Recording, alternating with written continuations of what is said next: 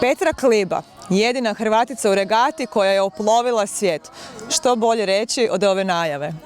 Petra, tajna uspjeha i inspiracija za sve ostale žene. Može se, jel da?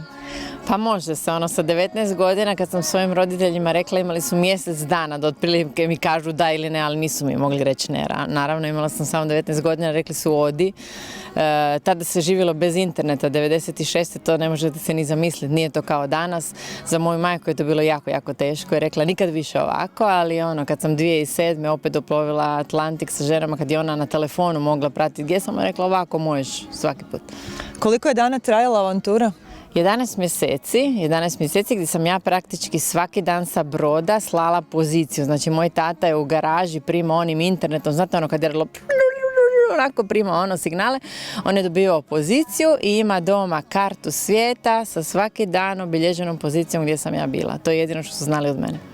Dobra stara vremena, u današnja moderna vremena, jedna poruka koju bi dali mladim generacijama koje stasaju, koje dolaze, koje vas vide kao inspiraciju, koja bi bila jedna rečenica da si zapamte? Da i žene mogu opstati u jedrenju, to je i dalje jako muški sport danas, nažalost.